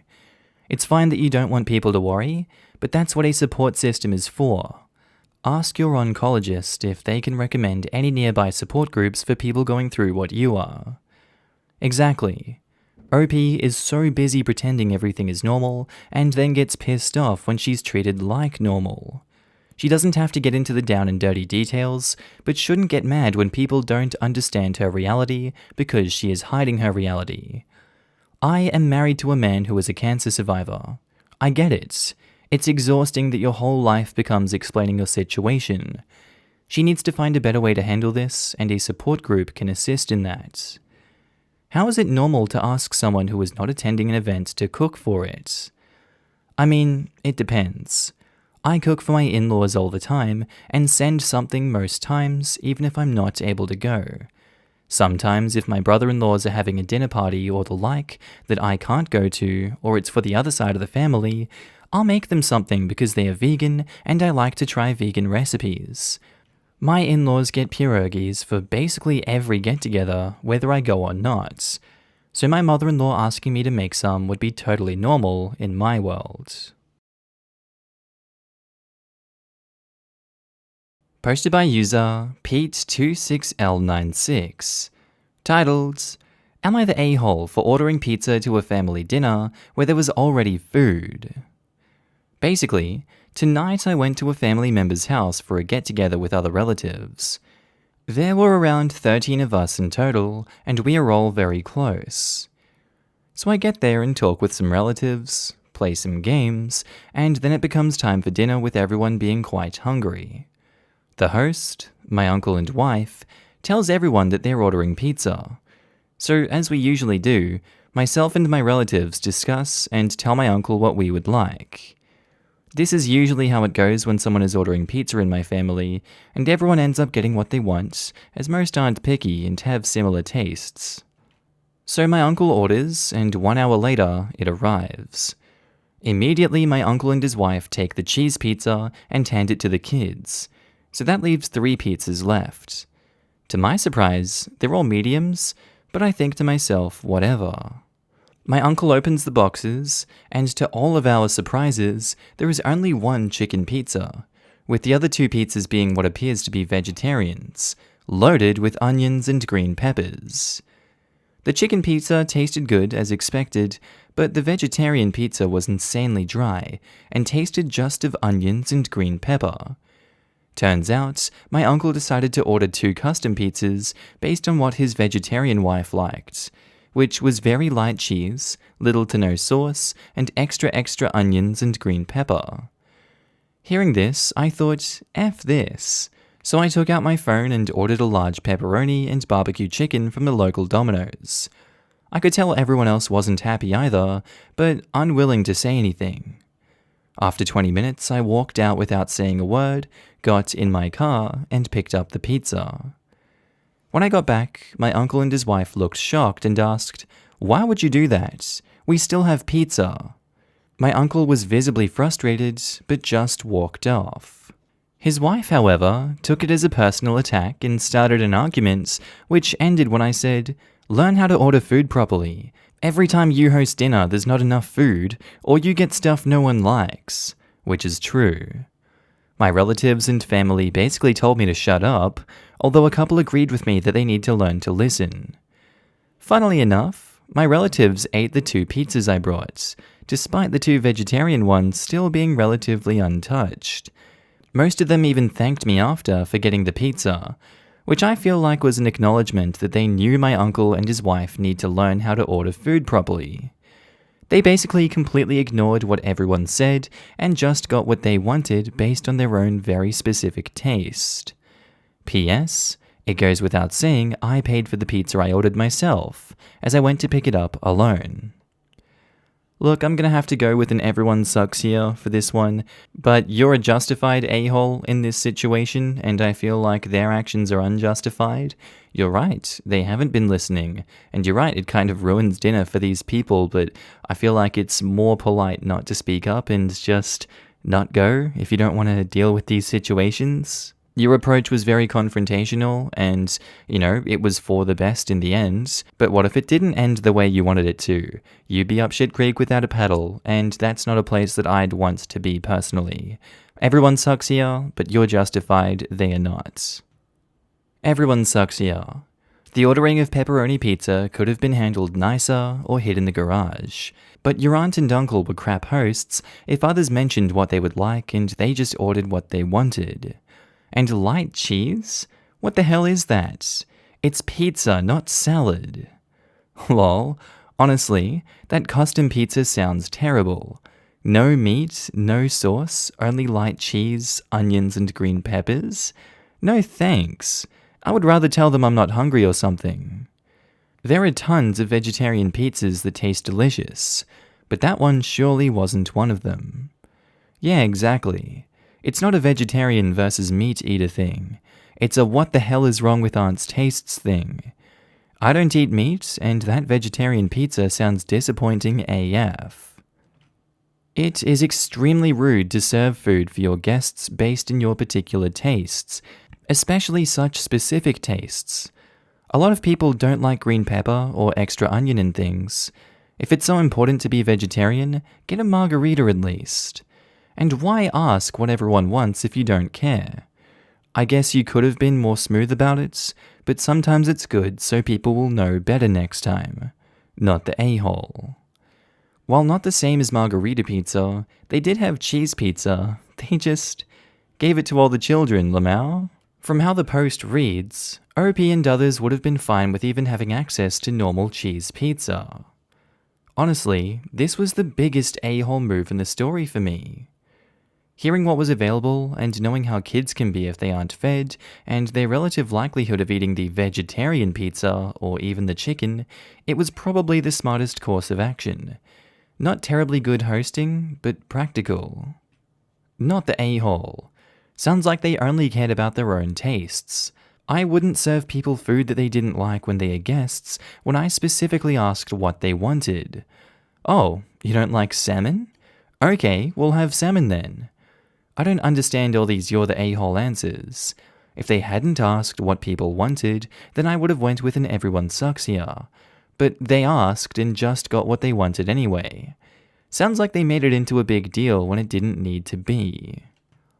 I went with everyone sucks here because it sounds like OP was rude when he explained the problem to the hosts. I think the hosts were wrong, but I also just think OP went above what was needed to berate them. But I 100% agree on why the hosts were rude. Posted by user Cassie's Fur Coat. Titled, Am I the a-hole for telling coworkers extremely bluntly why I'm not participating in the office weight loss bet? Someone got the brilliant idea to make an office diet bet due to the pandemic gains, with people pooling in their money to see who can lose the most weight by Thanksgiving. I am one of 7 people not participating. Lots of pregos, some bodybuilders, and people who maintained their weight who aren't interested. Since I visibly gained, they thought I'd want to participate. I didn't. Jen, in charge of everything, kept dropping by to remind me to turn in my form and my money. I said, no thanks, but Jen wouldn't drop it. Other people got involved, asking me why not all the time. It'll be fun. Don't be scared. I'd feel better and look better. I told them no, I wouldn't. And it's a great way to bond. We're all in it together. It's like Weight Watchers. I said, I'm not interested. And then eventually I said, no, drop it. They decided I wanted them to convince me. 2 weeks into the bet, they tried to trick me onto the scale to shock me. I contacted HR, and people finally backed down. I'm eating my food one day, rice and beans. People sitting with me start dropping hints that how they feel so much better now that they aren't eating carby comfort food all the time. I said, I'm glad you feel better. They took this as a sign that I knew I'd feel better again and started up saying that I could still join in. I finally fudging snapped and said, "You guys suck. I'm a recovering anorexic. I get one whiff of competition and start starving myself for days, and start puking up what I do eat until I'd have to get to my third oral surgery to remove rotting teeth. Does that sound worth it to you?" Chorus of, "Oh, wow," and "Oh, no, we were just joking." I said, "No, you weren't just joking. Congratulations, by the way. After you all wouldn't stop, I weighed myself for the first time in 7 years and didn't eat for 2 days. Does that make you all feel good?" None of them would look me in the eye, so I just went home for the day. I got a call from the woman in HR who was shockingly supportive of me. One of the bodybuilder guys stepped up and said that he'd witnessed a lot of the harassment, and he doesn't blame me for my outburst. A few others did too. However, they had to cancel the diet bet. I didn't ask them to, and people are blaming me, saying that I can't take a joke. It wasn't that deep, and the girls present said they no longer feel safe working with me because I obviously have mental issues. One of them made a big stink about politically correct bullcrap, and how I'm the typical hypersensitive millennial. I go back and forth on this all day, thinking I should have just swallowed my anger and gone back to HR or stopped eating lunch in the office or whatever. I didn't mean to ruin anyone's fun, but I also feel justified in pushing back on their harassment. Am I the a-hole? No, you were genuinely being harassed by these people, and now you are genuinely being gaslit by these people. They want to be able to get their way without having to own up to the genuine mental damage they've done to you. Kind of disgusting and very toxic behavior coming from these people, but again, HR can't always do anything about that, and I'm not sure they're always willing to do it. In a lot of these situations, they'd rather just get rid of you because you're technically the troublemaker in this situation, instead of, striking down all these people. That's just what I've seen from stories like this. Obviously take that with a grain of salt. But doesn't it suck when things like that happen? I kind of feel like you were pushed into this situation and shoved into a corner, and that's so unfair for them to have done that to you. Because, you didn't deserve any of this. You did nothing to deserve this. Not the a-hole, and I feel so bad for you. Not the a-hole? They took this public, not you. Your HR team handled this appropriately. I'm glad some of your coworkers are supporting you as well. Completely agree, not the a-hole at all. So sorry you went through this, OP. Your co-workers sound incredibly selfish. I would contact HR again if they continue harassing you now. Can't believe people would be so self-centered and cruel. Oh, but come on, it was just a joke. I mean, once they found out how serious OP was and they realized no actually meant no, they decided it was just a joke all along. Isn't harassment the funniest of jokes after all? I have an even better joke.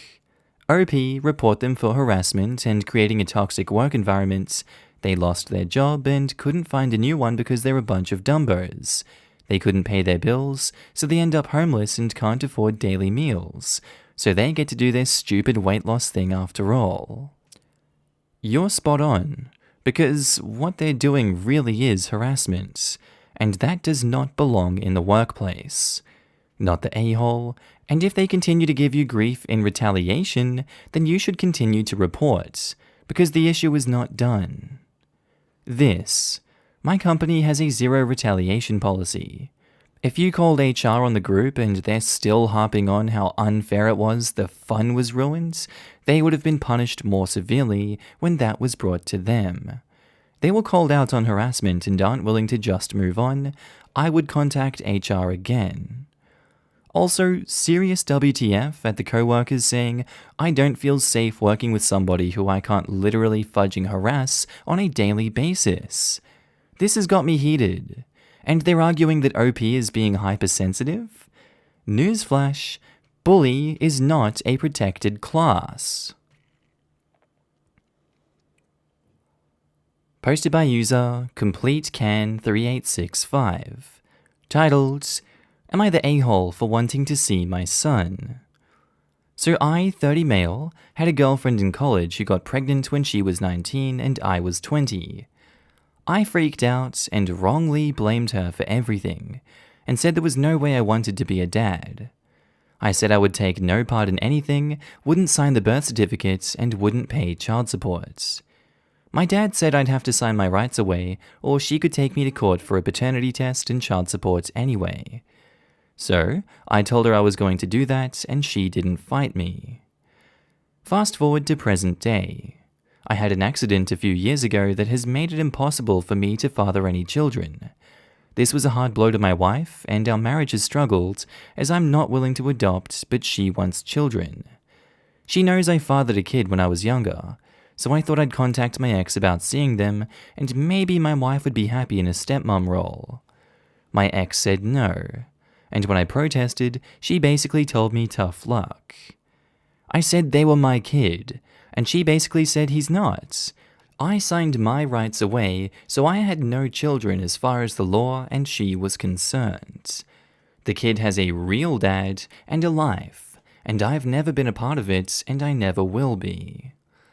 I was so angry I started yelling about taking her to court for custody, and she wished me the very best of luck in that endeavor and hung up. I was venting to my brother, and he said no judge worth his weight in salt would give me custody, or even regular visitation after a decade of no contact, just because I suddenly found myself sterile and wanted to appease my wife. I didn't want a kid, so I don't have a kid.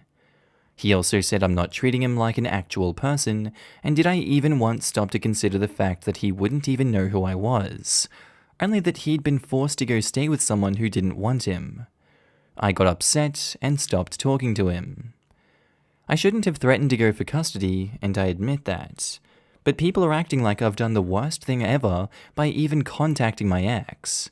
So I thought I'd ask, am I really such an a-hole? Yes, if everywhere around you smells like dog doo-doo, maybe the dog doo-doo was on your shoe, OP, because that's what it seems like. It's unfortunate that you're not able to father your own kids, and it's even more unfortunate that you don't want to adopt. That's just absolutely bonkers to me. And now you want to pull a 10-year-old out of the life that they know and tell them, hey, I'm your dad. I actually abandoned you and I didn't want you part of my life, but this is the situation now and I'm trying to make my wife happy. You don't care about that kid. You don't care about anyone but yourself and your wife. You're the a-hole. Grow up and come back to reality, mates. Yep. You are. You were the a-hole, and you still are the a-hole. You bailed on your kid. Now your wife wants one, and your thought process is, I have one in storage. You don't want your first child because he is your child and you want him for him.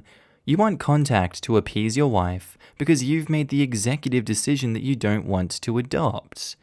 You're the a-hole in so many ways, both past and present. Seriously? And to add even more insult to injury, you're unwilling to adopt, but you think your wife should be satisfied with a stepkid who's most likely never ever gonna call her mum. Wow, you're the a-hole. I was adopted. With his willingness to just walk away unless he wants something, I hope he never adopts a kid. Most of us were already abandoned once. Posted by user JugBugRug. Titled, Am I the a-hole for telling my dad, either you pay me a proper wage or I'll quit? So my dad owns a restaurant and intends to leave it to one of his kids. My sister, who is 28, was not interested and went to be a hairdresser. And my brother, who is 29, is in uni. Meanwhile, I'm 25, went to cook school, or whatever you call it in English, and graduated 2 years ago. I love to cook, I love to experiment, I love working in the restaurant business, despite the hours being fudging horrid. So I've been designated as their heir, more or less. Despite everything going on, the restaurant runs great, and frankly, I take full credit for it. Ever since I took over as head chef, revamped the menu, created a system for people to order and pick up food, and so on, the amount of customers have tripled. We actually make more during this crisis, even without allowing dine-in customers, than my dad made before I worked here full time. Atop that, I also often work when someone falls through, be it kitchen work, serving, hosting, whatever. I manage most of the accounting, and I also started a social media presence for the restaurant, which has blown up locally. Long story short, I work a minimum of 60 hours a week, often more. Now, I do all of this with love. I like it despite swallowing up all my time, but that brings us to what I make. I literally make as much as the serving staff would make if they worked full time. That is to say, I make what they would make in 40 hours while working 60 plus hours and having triple the workload, and I am tired of it. I tried speaking to my dad about it, but I kept getting inconclusive answers or bullcrap answers. As an example, he talks about it being a difficult time for restaurants, so can't increase my wage despite the fact we make more despite the crisis, or crap like, I'll think about it. I can barely pay my goddamn rent at this rate, let alone save even a dime. So I ended up saying what's in the title. I could get another job like yesterday, extreme shortage of chefs, and make at least double what I make right now starting out. Obviously, this led to my dad and family blowing up at me, and now I'm worried if I'm the a-hole. I mean, if all your dad and family cares about is money, then I don't think there's any way you're not going to be the a-hole in this scenario. You are making so much money for them, and saving them so much money from what they would be paying you if they had to pay you fairly. I think that's the only metric we're going to be judging their actions by. Honestly, if I were you, I'd pick up and leave and let them see what they're missing out on now that you're gone. Go do something better for your life. If you really do care about this family and you want it to grow, you will demand better for yourself and you will get better or you will go. That would be the only compromise that I'd come up with. Just because your family doesn't give them a pass to abuse you, your time, your rights, and what you are, entitled to after doing so much work for the business. Not the a-hole. Not the a-hole? Sounds like your dad is just using you for cheap labor. Sure feels like it. It is. It's also illegal and bad practice. Take a week off for your mental health. Let him run things and watch it implode without you. Return and insist a pay raise and appropriate salary structure, or you walk. You have proof you were an excellent head chef and manager. I imagine if you walk, so will most of the staff. And your dad can't afford that. It's a trump card, but you need to pull it out now before you burn out and can't do this anymore. Things will still be okay for a week. If OP did what they said and set up these new workflows, it'll take about a month for cracks to really show and for customers to start noticing the difference. Because the holidays will probably bring a slight boost. It'll probably be February when everything truly fails and employees all quit. And by then, it'll be too late for the dad to fix his mistakes. OP is not the a-hole and should definitely get another job if they can't squeeze an appropriate pay rate from their boss and dad. As someone who's working in a family business, leave. They do not appreciate you and will not. Get yourself a better paying restaurant job. With your experience, it should be no problem. And when the time comes to take over, they will insist you buy it from them, which you won't be able to do since they underpay you. When you can't, they will sell to somebody else for a greatly inflated price due to all of your hard work and screw you over. My partner and I worked for a privately owned pizza place, and the owner's plan was for us to take over and him to retire. He literally wanted us to buy it from him while only paying me $30 a day. I worked minimum 8-hour shifts.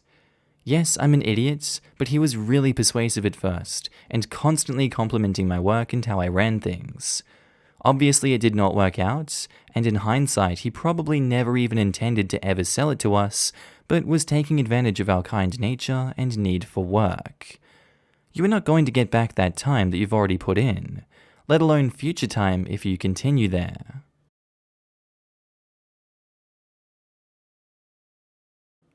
Posted by user Feiyu Moon. Titled, Am I the a-hole for throwing a dirty little family secret in my mum's face? There is a family secret that has been hidden for the last decade. It's strained my relationship with my mum significantly. While my dad was still alive, she was having an affair with my uncle. My dad got into an accident and passed away, and before the funeral even happened, my mum had moved my uncle in, pretending to extended family that he was there to help us. A couple of weeks after the funeral, everyone else found out, and they are estranged from my mum and uncle now. My mum was pregnant during all of this, and it was very hard as a 7-year-old to accept what was happening. My mum and uncle got married before their daughter was born, and since then, they've had a son. My relationship with my mum and uncle is not great. It has sucked living with them and seeing their happy ever after play out after what they did. Not even just to my dad, but to me. My mum has always gotten up my butt about my attitude toward her and her husband, and I have always tried to ignore it for the most part. But the other night, she and I got into a fight when their daughter asked why I didn't like her parents, and I told her to ask them. My mum said that it was like telling them there was something they should know. I told her she was the one who screwed her husband's brother, moved him in when he died while having a kid in the house, and then telling the kid to lie about it so the funeral could pass and she could get money from her in-laws instead of being cut off. I told her she was a disgusting person, and I couldn't wait to move out in a few months. Am I the a-hole? AITA, my dad died in a workplace accident. My mum and uncle were kissing in front of me the day he died, so the affair started before. It's also not really an affair if he had been gone. Still screwed up to do it in front of me, but still. I am my dad's only child, both kids are my uncle's. I have contact with my extended family behind my mum's back. She and my uncle are completely cut off from both maternal and paternal families. Once I can, and with the advice of some comments this might be sooner than expected, I'll be getting the hell out of this house, and they will never see me again. I don't give a crap. My mum and uncle are cut off from the second I leave, and I will be free. I feel like this is a pretty easy not the a-hole circumstance here. I don't feel like there's much that you could be hiding in this circumstance that would swing it to an everyone sucks here or you're the a-hole judgment. This seems like a pretty disgusting series of events from both of those two, and I would feel the exact same way, and I would want to leave that house as soon as possible, just as you are. I cannot fault you for that, and you are not the a-hole. Nut Michelle says, not the a-hole. Your mother may want to lie to her daughter, but she can't force you to get on board with it. Not the a-hole. Mum played a dumb game and won her prize in the form of an estranged family. If she's worried about what her new children will think of her, then she shouldn't have acted disreputably in the first place. Yup, not the a-hole. If Mum didn't want her daughter to ask why, she shouldn't have said anything about it in front of the daughter, and she clearly did for daughter to ask that question. Mum could have given a reasonable and vague answers that wouldn't give rise to questions. She didn't. That's her problem, not OP's. Not the a-hole. Hamlet set the bar on this, so as long as nobody is poisoned and or stabbed, you're cool. Am I the a-hole, or am I not the a-hole? That is my question. Whether 'tis nobler to hold my tongue, or tell my sister the secret shame, I cannot wait to go to college. OP, thou art not the a-hole. Posted by user Oily Spinach, Yummy Yummy. Titled, Am I the a-hole for not criticizing my boyfriend's cooking until he basically forced me to?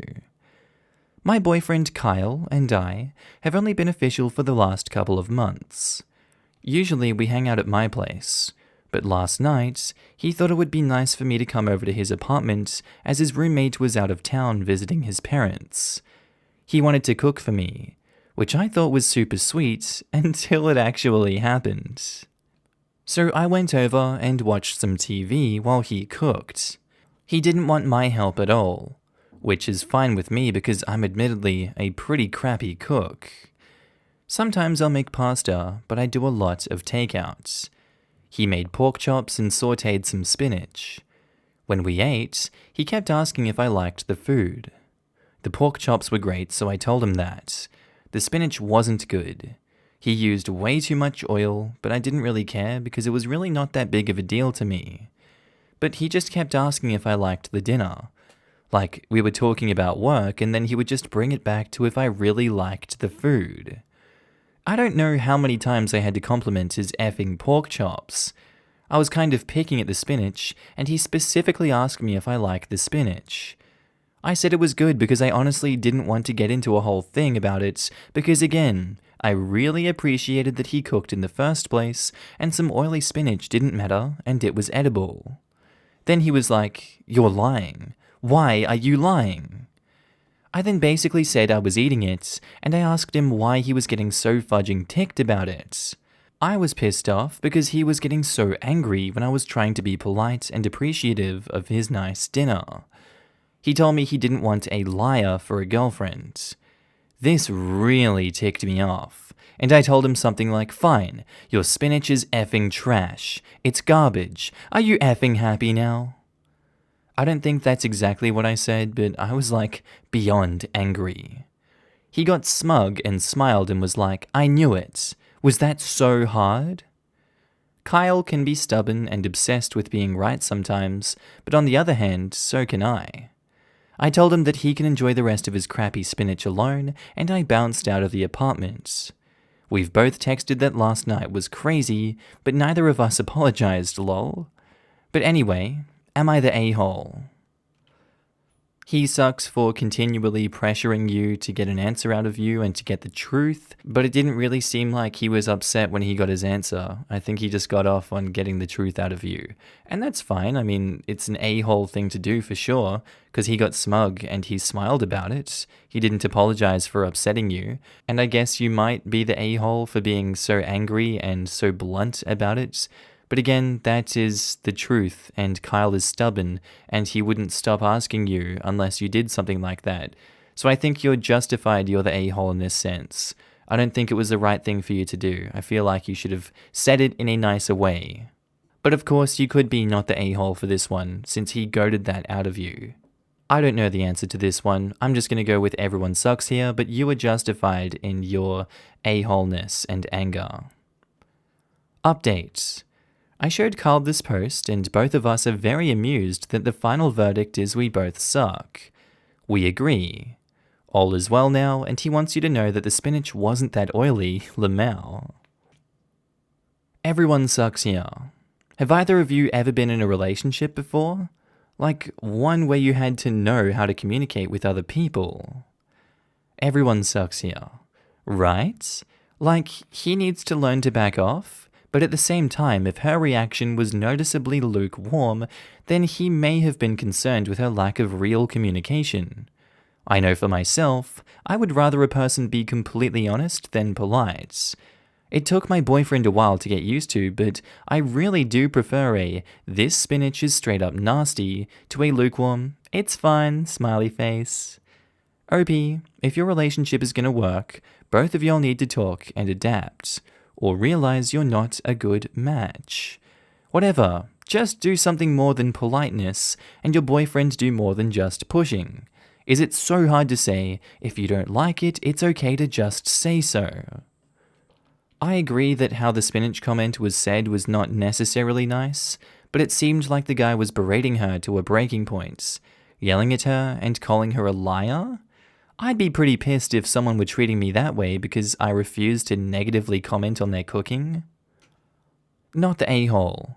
You were being polite, and that is the correct polite way of being appreciative of somebody cooking for you when you don't like something. He was an a-hole for calling you a liar.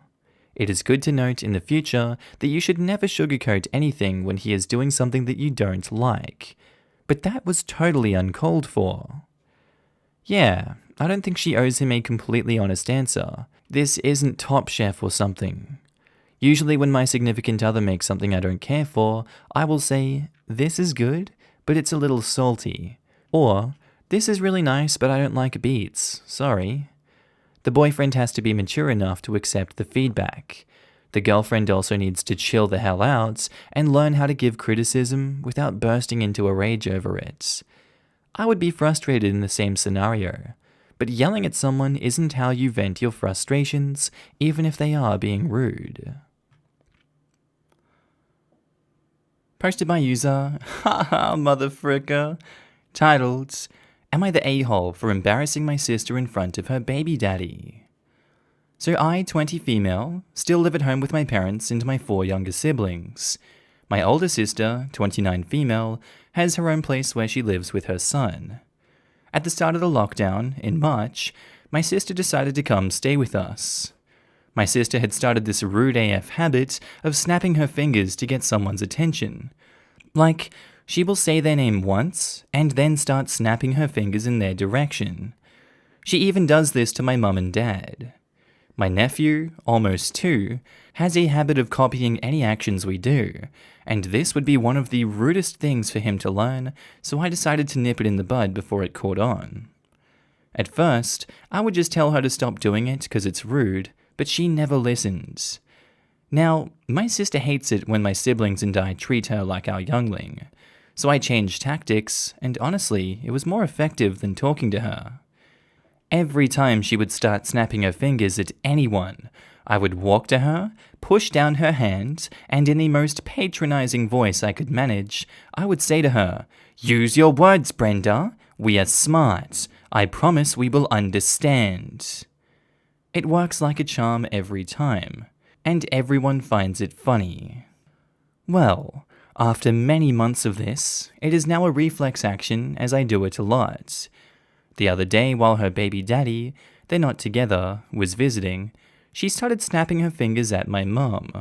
I was walking by her to go to the kitchen, and without thinking, I just did the thing and walked on. Well, the baby man was amused.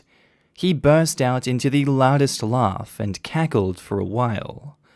Later, when he was leaving, he told me I was funny and laughed a little more.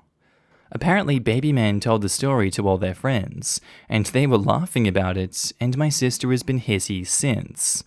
But she's not done the same snappy thing again, so I guess it worked.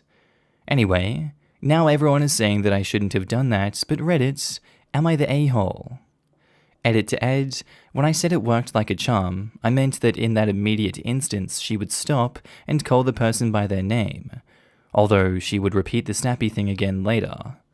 Also, I had to do it over 10 times a day for almost 8 months, so believe me when I say it was reflex.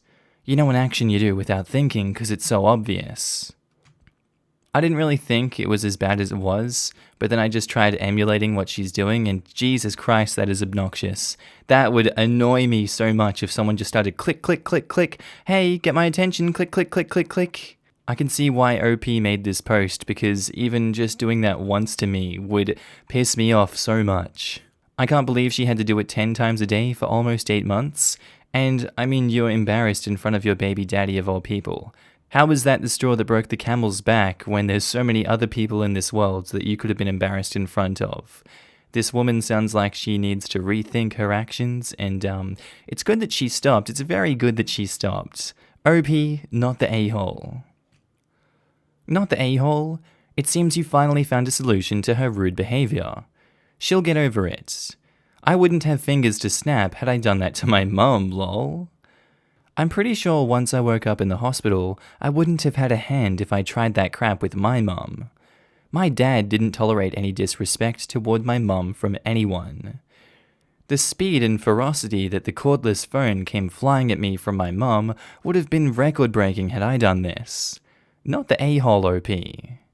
I came to the conclusion long ago, especially as a bartender, snapping is the absolute rudest way to get someone's attention. And honestly, if she pulled this in public, she probably got way slower service than she would have by just being patient. Snapping fingers or leaning over the bar and waving money in your face? So rude. I used to take the money, carry on with what I was doing. They'd get their money back when it was their turn. I'm also part of the contingent that would have no fingers to snap even if I thought about doing that towards my mum. The disrespect from the sister is incredible. Send her back to her own house. So you all asked her to stop and she didn't. You did the push down hand and be condescending thing for months, and she still kept rudely snapping her fingers at you. I'm going with, you did your best to stop her and she brought this on herself, not the a-hole. Posted by user Bad Haircuts Anger. Titled, Am I the a-hole for causing a scene when my hairstylist majorly messed up my hair? I know this may sound petty since it's just hair and it'll fix itself in a week, but I was really peeved, and my friend is calling me an a-hole, so I need unbiased opinions. Earlier this week, I went to a hair salon close to my house. It was one of those franchised hair salons that have multiple locations around my city. I usually keep it pretty simple, short on the side, long on the top, like a pseudo undercut, but without the fade. As I was getting my haircut, my stylist was talking to another stylist and not really focusing on what she should be doing, which at that point was cutting my hair. She kept looking away to gossip to her coworker. Well, at one point, when she was trimming my sideburns, she looks away again to talk to her coworker and ended up buzzing off a clean line from my forehead to just about past my ear. And I'm not sure if you'd believe me when I say I'm normally a pretty calm and composed person, but I freaked out. Probably the most I've ever freaked out on another person. And my last girlfriend cheated on me, and I wasn't as angry as I was at that moment. I hopped out of the chair, and this is from the best of my memory, but I said, "What the F are you doing? Why the F are you talking to your coworker when you should be paying attention? Look at what you did. How can someone mess up this bad? What the F is wrong with you? Are you effing new or some crap? Did you just recently graduate haircut school?" Look, I'm not sure what it's called. She started apologizing and tried to get me to sit back down, saying she can fix it, but I didn't trust her anymore. And I demanded someone else take her place, and I quote, "I need someone who actually knows how to cut hair. I'm not sitting back down and having your incompetent ass continue to cut my hair. Do you think I'm daft or some crap?" She just hung her head down and looked like she was about to cry. And admittedly, I wanted to cry too. Luckily, another stylist just finished her client, and so she finished up the job. Not like there was any way to fix it. So she buzzed the rest of my sides and back down, and to match the length of the mistake. I.e., removed the hair, since trimming settings on the clippers take it down to nothing. Now I look like a frickin' paintbrush. After everything was all said and done, they comped my haircut, but I still tossed a few bucks to the stylist that attempted to fix it, and I asked for the contact information for the manager, and I was on my way. I contacted the number later, and they told me they were already aware of what happened, and it's being investigated. Now, what brings me to why I made this post? I was telling my friend about what happened, and he thinks I was a major a-hole, and I didn't need to freak out that bad, and that you probably costed that woman her job over hair that'll grow back. Yes, I know it'll grow back, but it's called doing your job and not being distracted while cutting someone's hair. Jesus effing Christ. Am I the a-hole? Kind of a hard one to judge because I do think it's an everyone sucks here situation. She definitely shouldn't have been distracted as much as she was during that time, but people make mistakes, and it's natural to make mistakes. I feel like you blew this one way, way, way out of proportion for what actually happened. And I don't particularly think that your actions were justified. It comes across as a Karen, I want to speak to your manager situation.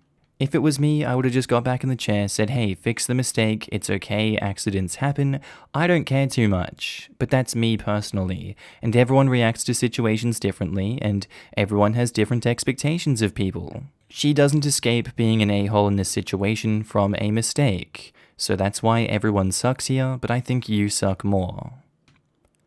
Everyone sucks here. Yes, she really should have been paying attention and not getting distracted by her coworker while cutting your hair. And it's good that you got the cut comped. It could have been a lot worse, like she might have nipped off a piece of your ear. But there really wasn't any need to berate her the way you did. She messed up, and you were right to get another stylist to fix the mistake.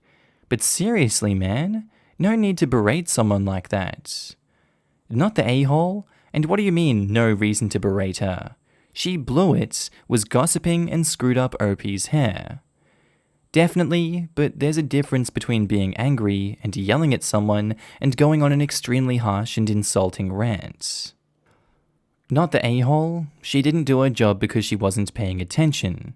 Hair grows back, but that's no excuse. You did overreact, but that happens.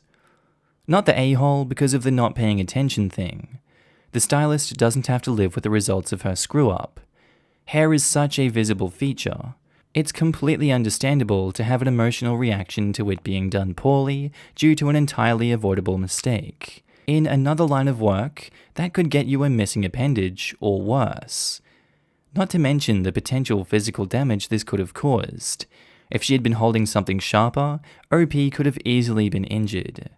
I saw a stylist accidentally gesture and let fly a pair of scissors once. Did someone get hurt? Luckily, no. But it wasn't the first time it happened either. The woman had previously accidentally slung a comb and a few brushes in people's directions. Not the a-hole. If she had been doing her job instead of talking to a coworker, it wouldn't have happened. Thank you. Although with other commenters saying I shouldn't have berated her, I'm starting to see that I probably shouldn't have, and just kept it to getting someone else to finish up and putting in a proper complaint. No, not the a-hole. You gave her a life lesson. She will remember that for the rest of her career. Being careless has its consequences. Sure, hair grows back, but what if she shaved off your eyebrow or nicked your skin or cut off your frickin' ear? Maybe you were a little over the top, but she had it coming. You don't know how many other people she's done that to who just sat through it.